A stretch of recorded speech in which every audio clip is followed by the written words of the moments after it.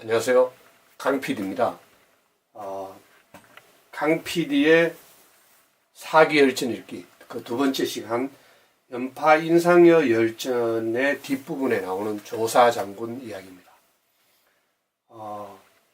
이 연파 인상여 열전 뒤쪽 부분에 나오는 조사 장군은 조사 장군뿐만 아니라 그의 부인 그리고 그의 아들 조괄 장군 이 세 명이 이 내용을 가득 채우는데요. 상당히 재미있습니다. 한번 읽어보도록 하겠습니다. 조사는 조나라 전답의 조세 징수를 맡은 관리다. 그가 조세를 걷어들이는데 평원군의 집에서 조세를 내지 않으려고 하자 법에 따라 평원군의 집에서 일을 보는 사람 9을 주겠다. 조세 징수원, 이렇게 직급이 높지 않은 조세 징수원이 평원군의 집에 일하는 사람을 9을 죽였어요. 근데 이 평원군은 누구냐 하면 당시 조나라의 왕, 해문왕의 친동생입니다. 그러니까 친동생의 집안 가소를 9명을 죽여버린 거죠. 그러니까 평원군이 화가 나서 조사를 죽이려고 하죠. 조사는 그를 달리며 이렇게 말합니다. 당신은 조나라의 기공자, 왕족입니다. 지금 당신 집에서 나라에 바치는 의무를 다하지 않는 것을 내팽개쳐 둔다면 국법이 손상될 것입니다. 당신 같은 귀한 분이 국법이 정한 대로 나라의 의무를 다하면 위아래가 공평해지고 위아래가 공평해지면 나라가 강해질 것이고 나라가 강해지면 조나라는 튼튼해질 것입니다. 상당히 일리 있는 얘기를 이 조사가 한 거예요. 그래서 평원군은 원래 식객이라 유세객 들을 좋아하고 전국시대에 굉장히 유명한 전국 사공자 중에 한 명입니다. 인품과 학식과 어떤 사람들에게 어떤 존경받는 그 사람이 가만 들어보니까 일리 있는 얘기예요. 자기 비록 식수를 9명을 죽였지만 그래서 평원군은 조사가 현명하다고 여겨 왕에게 추천합니다. 그 왕이 바로 형인 해문왕의 추천이에요. 그래서 해문왕은 그를 등용하여 나라의 세금을 관리하게 하자 세금이 매우 공평하게 걷어들여지고 백성은 부유해지고 창고는 가득 차게 되었어요.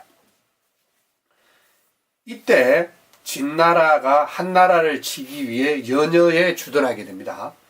왕이 연파장군을 불러 물었습니다. 그러니까 진나라가 한나라를 치기 위해 연여를 주둔하는데 이게 이제 조나라 지역하고 이제 지역에 있는 곳인데 당연히 조나라 입장에서 못마땅하잖아요. 그래서 먼저 연파 장군을 불러서 연여를 구할 수 없겠소. 연파가 대답합니다. 길이 멀고 험한 데다 지역이 좁아서 구하기 어렵습니다. 다시 악성을 불러 물었으나 악성도 연파와 똑같이 대답합니다. 근데 특이하게 이 해문왕은 징세의 전체를 담당한 조사를 불러서 묻자 조사는 이렇게 대답합니다. 길은 멀고 험한 데다 지역이 좁으므로 그곳에서 싸운다는 것은 쥐 2마리가 쥐구멍 속에서 싸우는 것과 같습니다. 그러므로 결국 용감한 장군이 이길 것입니다. 해문왕이 들어보니까 조사가 나름대로 군리도 있고 어떤 나름대로 솔루션을 가지고 있는 거예요. 그래서 조사를 대장군에 임명해서 출전시킵니다. 근데 수많은 그 우여곡절과 전략, 전술이 맞닥뜨리지만 결국은 조사가 이 연여를 구합니다. 진나라를 물리칩니다. 그리고 해문왕한테 와서 조나라 해문왕은 조사를 마법군에 명합니다. 이게 상당히 이제 군이라는 것을 받으면 상당히 이제 높은 지위를 봉하고 이래야 이제 조나라는 그 마법군, 그 다음에 조사 마법군, 연파, 인상여 이렇게 3명의 이제 걸출한 인물을 3명을 이제 내는 거예요. 근데 그리고 4년 뒤에 이제 그 해문왕이 죽고 아들 효성왕이 즉위합니다. 효성왕이 이제 즉위했을 때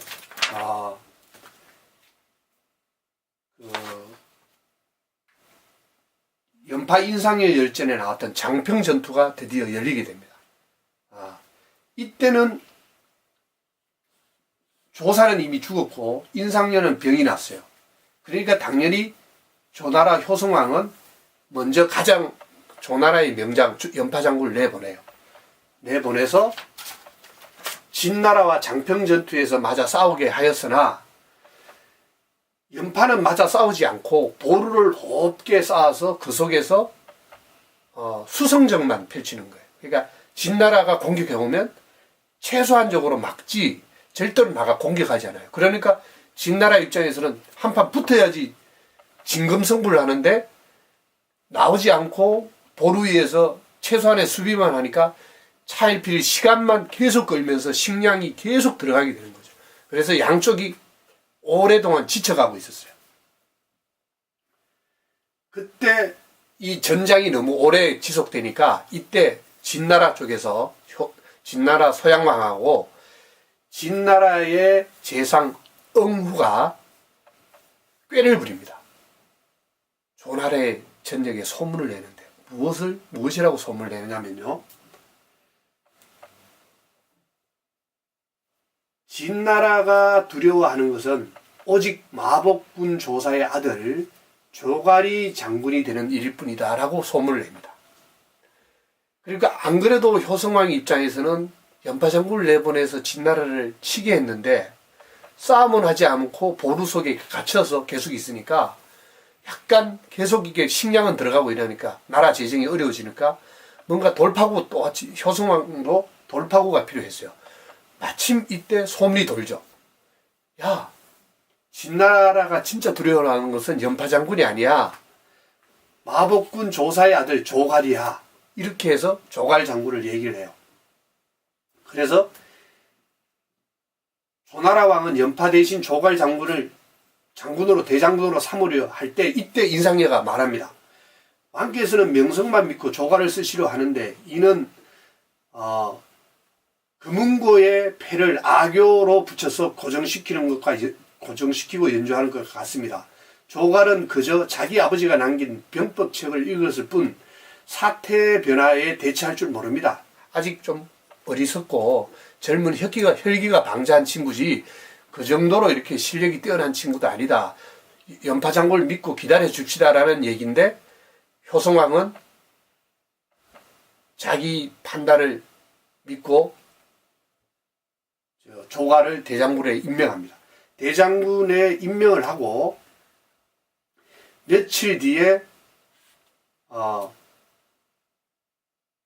이제 조갈 장군이 이제 말을 타고 대전장에 이제 장평주대에 나가려고 그럴 때 편지 글이 하나 올라옵니다. 그 내용이 뭐냐면 제 아들을 장군으로 삼으면 안 됩니다. 드디어 조갈 장군의 어머니, 이게 아버지 조사 장군의 부인 되시는 분이 편지를 올려요. 근데 재밌지 않아요? 모두가 자기 아들 잘 되기를 바라고 성공하기를 바라고 출세하기를 바라는데 이 어머니는 반대로 제 아들을 장군으로 삼으면 안 됩니다. 그래서 왕이 물어요. 불러서 무엇 때문이요? 예전에 제가 조갈의 아버지를 모실 때는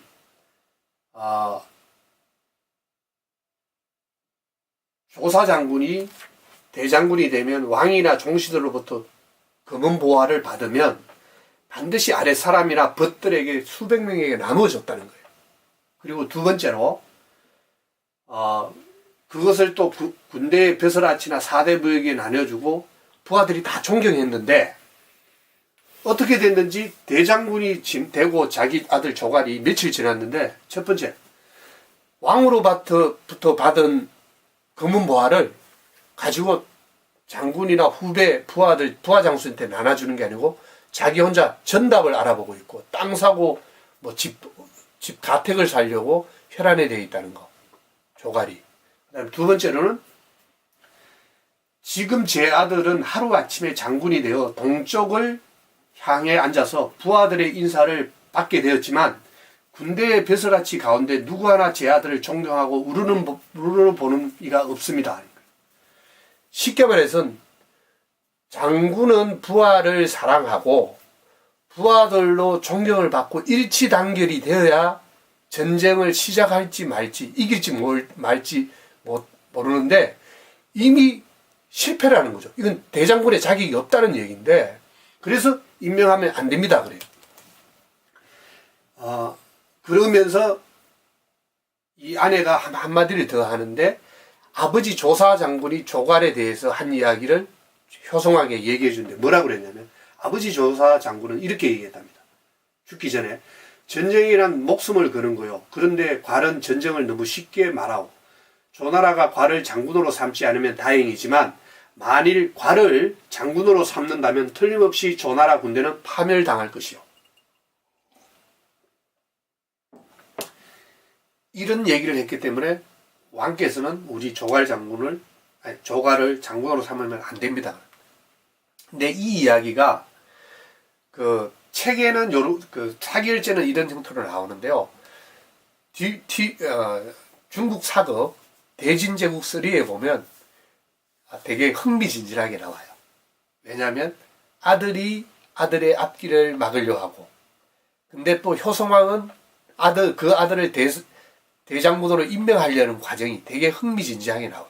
이때 진나라가 먼저 소문을 냈죠. 두 번째는 효성왕 내시 옆에 있는 내시를 또 꼬셔서 돈을 줘가지고 혹시 만에 하나 효성왕이나 효성왕 이 엄마 같은 조갈 장군이 임명하지 않으려 그럴 때 또 얘기하게 하는, 한 번 더 이렇게 복선을 깔고 들어오는 그런 장면이 나오는데 되게 재미나게 그려놨어요.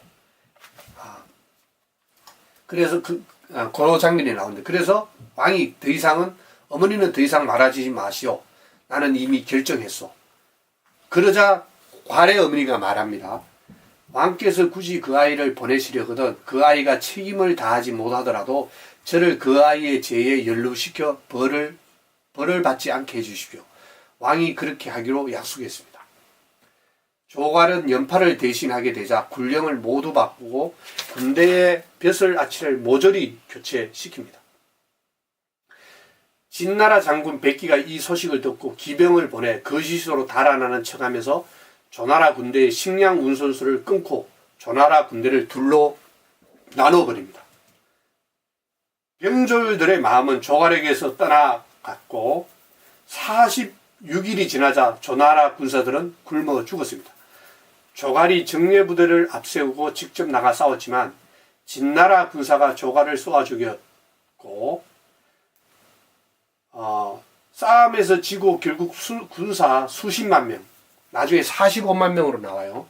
45만 명을 진나라에 항복했고 진나라는 이들을 모두 땅에 죽였습니다. 묻어 죽였어요. 생매장을 했어요.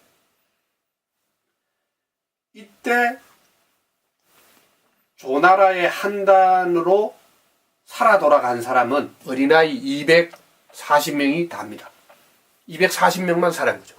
결국은 이 장평 전투를 통해서 45만 명이 생매장되고 살아 돌아간 사람 240명의 어린아이, 어린 병사들이죠. 저는 이제 이 부분을 읽으면서 이런 생각을 했어요. 확신하는 사람들의 위험성, 어떤 일에 대해서 완벽히 알고 있다, 확신한다는 것, 위험성. 그 다음에 어떤 일을 하는 주체가 아래 위에 신망을 받지 않은 사람이 일을 했을 때의 엄청난 결과, 이런 점이 굉장히 시사하는 바가 많았습니다. 오늘 연파 인상의 열전 두 번째 시간이었습니다.